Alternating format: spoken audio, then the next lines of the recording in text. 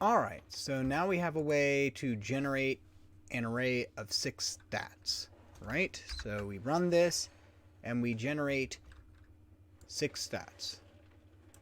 So now let's go ahead and just talk about, again, so what is the best outcome we can get here from this function over here? The best outcome we can get is an 18. So let's go ahead and write first off the,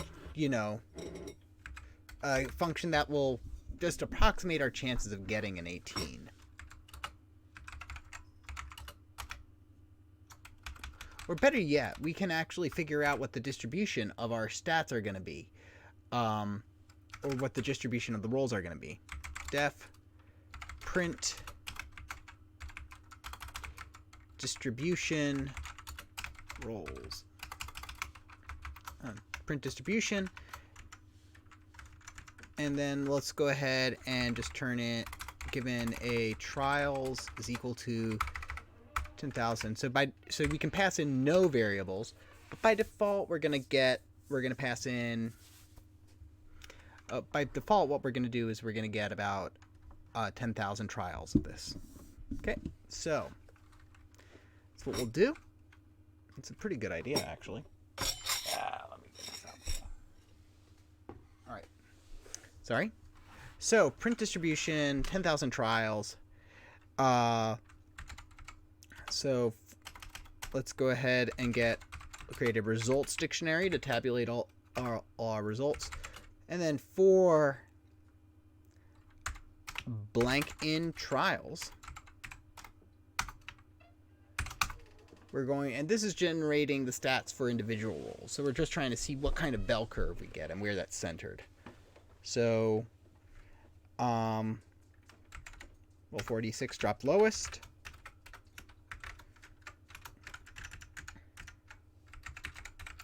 Result,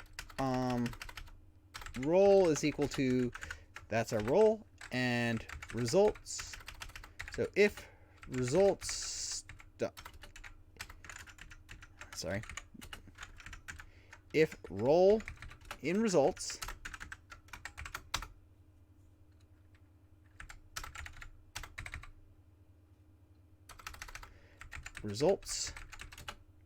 plus equals, results for that roll plus equals 1.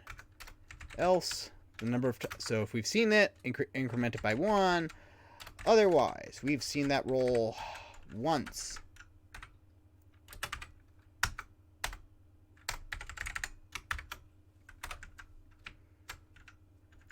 And we'll go ahead and again, I named this print, so I feel fully fine printing this out here. So results 1, print.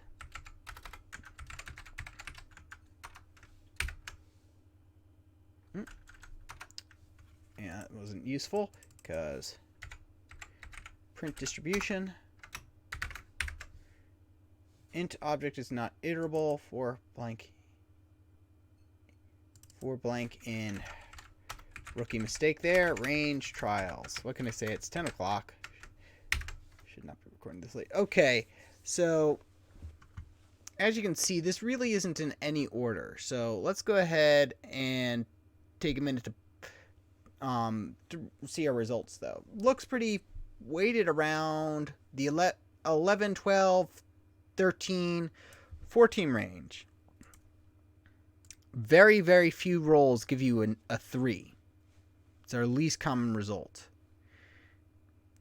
And then, but because of the whole deal of re-rolling a 1, re-rolling that, so, that occurs very often because you have to roll 4 1s in order to get a 3. For an 18, well, actually, you can roll 3 6s and a 1, 3 6s and a 2, 3 6s and a 3, say 3 6s and a 4, 3 6s and a 5, 3 6s and a 6, and you're good. So let's go ahead and talk about how to print this in a nice and sorted manner. So the best way if we want to print this in a nice and sorted manner is to use that sorted function. For I in sorted roll in sorted results dot keys. So this is interesting. So you can use the keys to get all the keys. Let's go ahead and actually see this. Print results dot keys. And it says that's a method. So let's go ahead and print this out. It says it's a set of dictionary keys, a set-like object. What that is, it doesn't really matter too much, except to know that it's iterable, meaning we can use a for loop on it, and that we can throw a sorted on it too. So for roll in results keys, the only application of this is for printing it out nicely. So we really don't need to know this for the exam, but it's kind of nice. Print roll.